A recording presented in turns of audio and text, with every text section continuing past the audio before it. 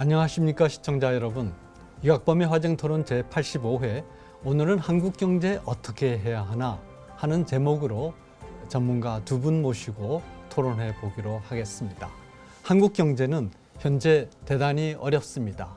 그 원인은 문재인 정부가 경제 전략으로 내세운 3대 전략 중에서 일자리 중심 소득 성장 정책, 그리고 혁신 성장 정책, 공정 경제, 특히 일자리 중심의 소득 주도 성장, 여기에 문제가 있기 때문입니다. 임금 주도 성장 정책이라고도 하는데요. 이거는 저소득층의 소득을 증대시켜서 전체적인 유효 수요를 증대시킨다는 정책입니다. 기존의 대기업 중심의 경제에서 낙수 효과로 여러 층에서 이익을 얻는다고 주장했던 데 비해서 이 새로운 임금 주도 성장은 분수 효과로, 밑에서 올라오는 이 분수처럼 분수 효과로 국가 총수요를 증대시켜서 경제 성장을 이룬다 하는 정책인데요. 과연 그 의도대로 지금 되고 있는지, 그리고 앞으로 우리 경제의 미래는 어떻게 될 것인지 두 분 모시고 살펴보겠습니다. 김소영 서울대학교 경제학부 교수님 나오셨습니다. 안녕하세요. 감사합니다. 그리고 한상춘 한국경제신문 논설위원님. 네, 안녕하십니까. 감사합니다. 네, 정부의 임금 주도 성장, 제가 방금 전 오프닝 멘트에서도 말씀드렸지만 그동안 결과적으로 심각한 오류를 나타냈습니다. 우선 투자가 감소하고 기업은 이탈하고 있고 잠재 성장률이 추락하고 있습니다.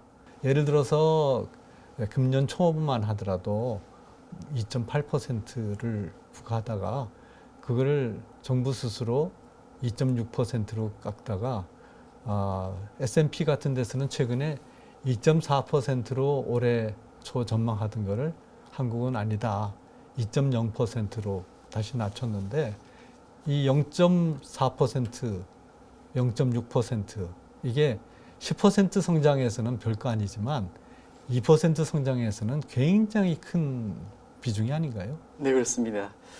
경제에서 잠재 성장이라는 것은 아무래도 체력에 해당되기 때문에 이 문제가 떨어지면 실제 성장이 떨어진다 이렇게 보이겠습니다. 그다음에 우리가 지금의 이렇게 성장률이 많이 떨어진 데는 주로 한국과 관련된 대외 변수들이, 우리가 이제 경제학에서 보면은 사실 우리가 통제할 수 있는 통제 변수가 있고, 우리가 그냥 알더라도 그냥 받아들이는 행태 변수가 있거든요. 그런 측면에서는 미중 간 마찰이라든가 한일 경제 보복 문제라든가 이런 것은 우리가 사실 이게 컨트롤 수가 상당히 없는 변수들에 의해서 우리가 이렇게 경기가 당하다 보니까 성장률이 우리 내부적으로 보면 금리라든가 이런 총수 자극제 하더라도 경제가 이렇게 빨리 회복되지 못하는 측면이거든요. 그래서 지금 말씀하신 대로 분기별 성장률을 보면 연초에 2.8에서 경우에 따라서 3%까지 보다가 지금은 한일 경제 보복으로 된다면 모건 스탠리라든가 그런 측면에서 보면 한 1.8% 보면 우리 잠재 성장률이 가장 낮은 수준으로 추정하는 것이 지금 한 2.7, 2.8% 본다면 이 GDP 갭 상황이 1%포인트의 디프레 갭을 발생한다는 측면이거든요. 네네. 그래서 체력이 약하고 네네. 또 우리가 네. 컨트롤할 수 있는 변수가 아니고 행태 변수에서 경제가 진화하고, 이런 상태에서 단기의 성장률이 많아지는 떨어진 상태에서 디프레 갭이 1%포인트 이상 되면 앞으로 한국 경제가 상당히 좀 이렇게 실제 성장률 측면에서 빨리 회복되기가 좀 어려운 측면 아닌가. 결국은 우리가 이 국제 분업 속에서 우리 경제를 끌어가야 되는데, 우리 자체 안에 있어서의 그 수요, 특히 임금 주도 상승에 의한 수요 창출이 얼마나 제대로 성장률에 기여할지는 굉장히 의문이 되겠고요.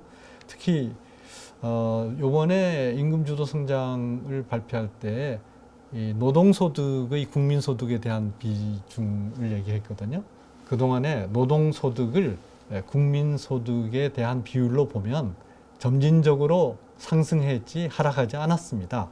그런데 이거를 자영업자를 넣어서 보면 최근에 자영업자까지 노동소득으로 놓으면은 이 비율이 급격히 추락하고 있습니다. 그럴 때 그 원인이 그동안 노동자들이 받는 소득이 줄어들어서가 아니라 자영업자의 급격한 몰락이 노동소득의 하락으로 나타나는 것이 아닌가. 그래서 지금 현재 전체 이 분배에 있어서도 상당히 어려운 지경에 온 것 같습니다. 김소영 교수님 어떻게 생각하세요? 임금이 이제 많이 올라가면서 그 노동 비용이 올라가면서 이제 자영업자들이 많이 몰락을 했는데, 사실 자영업자들이 어떤 사람들이 이제 자영업자들이 생산성이 상대적으로 낮기 때문에 자영업자가 그럼 과연 있는 게 좋은지 안 좋은지 뭐 여기에 대해서도 이제 상당히 논란이 있는데, 지금 문제는 아마 자영업자들이 물론 이제 생산성이 낮긴 한데 그럼 이 이제 자영업자를 그만두고서 이 사람들이 다른 걸로 대체가 되는지가 사실 제일 중요한 문제라고 생각이 듭니다.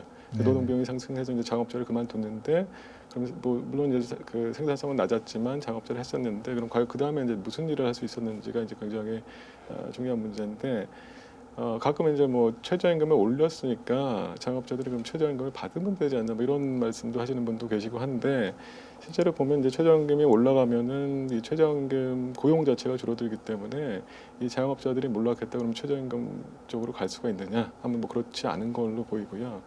그래서 기본적으로 그러니까 이 자영업자들이 몰락했는데 이 사람들이 그냥 아무것도 못하게 되거나 대안이 없는 상황이 되는 게 아마 그런 부분이 지금 제일 큰 문제가 아닌가 생각이 듭니다. 정부에서 또 전체적인 고용은 줄었다고 하지만 그러나 고용의 질은 개선되지 않았느냐. 특히 임시직이나 이 일용직이 상용고로 대체되지 않았느냐.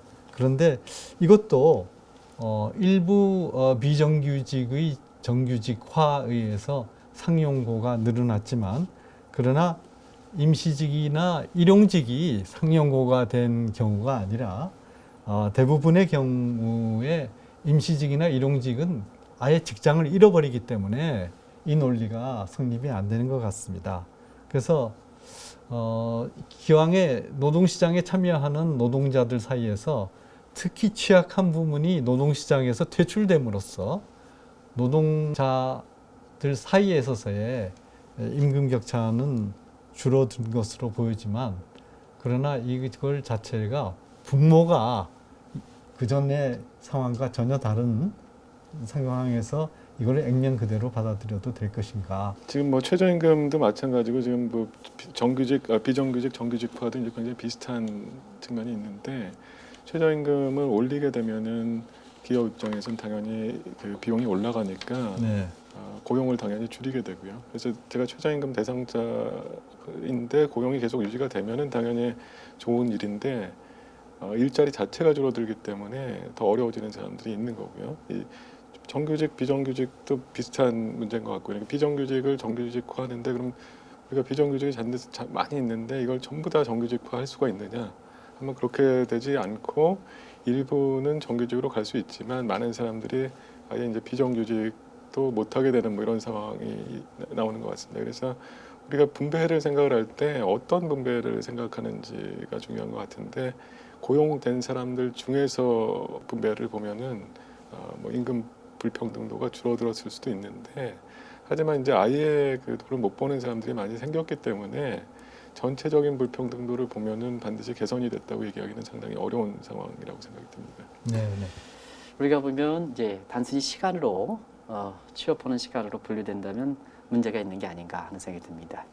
일단은 그 상시직으로 이렇게 나와서 그 정부가 질적으로 개선된다는 측면에서 보면 컨트롤하기가 좋은 공공 부분이 지금 일자리가 늘어났다. 네네. 이 측면이거든요. 그렇죠. 네. 그러면 이제 보통 재정의 항목 속에서 공무원들의 그 이렇게 상시직이 늘어나면 국민들의 세부담이 늘어난다. 네. 그런데 이게 일반 경직성 경비이기 때문에 네. 결국은 상시직으로 제 공공 부분의 이적으로 늘어날 때는 국민들의 세부담이 되고, 네. 결과적으로 경기부양 효과가 이런 투자성 경비보다는 일반 경직성 경비는 사실 그 경제 성장에 기여하지 못하는 측면이기 때문에 네. 궁극적으로 보면 재정에 상당히 부담이 되는 게 아닌가 하는 네. 이런 생각이 듭니다. 두 번째는 자, 상시직은 비정규직을 정규직을 한다. 물론 제도적 요인이죠. 강제 제도적 요인에 의해서. 그러면 이렇게 될 때는 자, 이렇게 정규직해서 상시직 근로자는 늘어났다. 문제는 이 과정에서 기업들이 코스트가 많이 증가한다는 얘기거든요. 네네. 그런 측면에서 보면 기업의 채산성을 악화시키는 측면에서 기업의 설비 투자라든가 이런 측면을 줄이는 효과가 있기 때문에 결과적으로 지속 가능한 성장하는 측면에서는 기업의 투자가 이루어지지 못한다는 측면이거든요. 네. 우리 경제라는 것은 현 세대도 중요하고 후손 세대도 중요한다면 그 점에 있어서 왜 질적으로 개선되느냐 하면 지속 가능한 성장을 하는 측면에서 우리가 질적인 성장을 하고 고용의 질을 평가해야 되는 대목이거든요. 그런 측면에서는 문제가 있지 않느냐 하는 이런 생각이 듭니다. 앞서 말씀드린 같이 모든 통계라든가 이런 측면은 너무가 급하다 보니까 단기의 소득주도 성장이라든가 비판이 많다 보니까 그 비판을 이렇게 디펜스적인 차원의 이론적인 인위적인 조정은 바람직스럽지 않다 하는 것을 네. 말씀드리겠습니다. 네네. 근데 최근에 이제 미국도 페드도 금리 인하를 하고 있고, 그러니까 우리나라도 지금 금리 인하를 해야 될 시점이 아닌가 이렇게 보고 있는 것 같은데요. 김 교수님 어떻게 생각하세요? 예, 일단은 뭐 금리를 인하할 요인이 분명히 있긴 있는 것 같습니다. 뭐 크게 보면 이제 두 가지인데 첫 네. 번째는 일단 경기가 안 좋기 때문에요. 그러니까 지금 계속 우리 경기가 안 좋다는 걸 대부분 다 네, 인정을 네. 하고 있기 때문에 그 경기가 안 좋기 때문에 경기를 활성화하려고 금리 인하한다. 뭐 가능한 일인 것 같고요. 그 다음에 이제 상대적으로 덜 얘기가 되고 있는데 그 인플레이션율 문제가 상당히 있는 것 같습니다. 네네네. 실제 지금 인플레이션율 목표는 2%인데 그 올해 보시면 아마 0.5% 뭐 0.1% 미만대가 지금 벌써 한 5개월 정도 지속이 됐고요. 네. 그다음에 뭐 과거 자료 보면 사실 더 오랫동안 2% 미만이었거든요. 네네.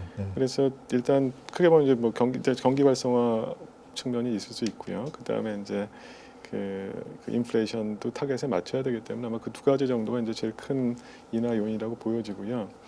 그다음에 이제 우리 저희 한 위원님도 말씀하셨지만 여태까지 그러니까 우리가 금리 인하에 대해서 이제 계속 그 약간 부담감을 가졌던 것이 그 금융 안정 측면인데 네. 금리를 내리게 되면은 뭐 방금 여러 가지 말씀을 해주셨는데 네네. 그러니까 최소 이제 장기적으로는 아마 가계부채가 올라갈 확률이 있다 뭐 이런 생각이 있는 것 같고요. 금리를 내리면은 뭐 이자 부담은 줄지만 이제 아주 장기적으로 보면은 그럼 금리를 뭐 낮은 상태에서 오래 유지하면은 부채가 분명히 많아지지 않을까 이런 생각이 하나 있는 것 같고 그다음에 이제 자본 유출도 이제 그 자본 유출 문제가 있는 것 같고요. 김 교수님, 오늘 이 한국 경제 어떻게 해야 하나 하는 데서 중요한 대목이 어떤 점입니까? 개인적으로는 저희가 이제 경제 성장률이 떨어지고 있는데 떨어지고 있는 측면이 크게 두 가지가 있다는 걸 명확히 이해를 해야 될 것 같습니다. 첫 번째는 아까 우리 잠재 성장률 하락하는 게 있는데 우리 전반적인 능력이 떨어지고 있다는 거고요. 그러니까 그 기본적인 체력이 떨어지고 있고 두 번째는 그 이상으로 이제 경기적으로 떨어지고 있다는 두 가지 측면이 있는데 우리가 지금 경제 성장률이 떨어진다고 경기 부양만 생각을 하게 되면은 경기 부양이 할 수 있는 건 사실 기초 체력을 올릴 수는 없고요. 기초 체력보다 더 떨어진 거를 기초 체력으로 올려놓는 거 정도 할 수 있다고 생각하시면 될 것 같습니다. 그 경기 부양은 단기적이고요. 그래서 저희가 사실은 지금 굉장히 걱정을 많이 해서 그 경기 부양을 해야 된다, 뭐 재정 확장을 해야 된다, 금리를 인하해야 된다 이런 얘기가 많이 나오는데 물론 그걸 하지 말자는 얘기는 아닌데 그보다 훨씬 더 중요한 거는 우리 경제의 기초 체력을 올리는 거예요. 그러니까 잠재 성장률을 끌어올리고 특히 잠재 성장률을 끌어올리는 부분은 단지 수요 정책으로 되는 게 아니라 경제의 공급 능력, 기술 수준을 어떻게 하면 높일 수 있는지, 생산성을 어떻게 하면 높일 수 있는지 뭐 이 부분이라고 생각이 됩니다. 그래서 특히 우리가 경제가 어려우면 어려울수록 좀 더 장기적이고 그다음에 좀 더 기초 체력을 갖다 좀 더 높일 수 있는 뭐 그런 방안을 갖다 좀 더 생각을 해보는 게 좋지 않을까 생각이 듭니다. 현상은 어쨌거나 경제가 안 좋다. 근데 앞으로도 좀 경기가 쉽게 살아나기 어렵다 하면 지금은 우리 사회 전반적으로 가치관이라든가 자기가 어디에 소속돼 있느냐에 따라서 서로 갈기갈기 찢어지고 그다음에 네 탓 내 탓 하는데요. 경기가 어려우면 정권은 이렇게 국회의원들도 이렇게 해서 임기기간 내에 지나면 벗어날 수가 있습니다. 근데 남는 거는 우리 경기가 안 좋고 우리 후손 세대도 사실상 이렇게 못 산다는 얘기거든요. 그래서 지금은 사실 내 탓 하지 말고 어디에 속하든 간에 그것이 어떤 계층에 속하고 어떤 높은 직책에 관계없고 낮은 직책에 관계없이 지금 모두가 경기 살리기에 나서야 되지 않느냐 하는 이런 생각입니다. 네.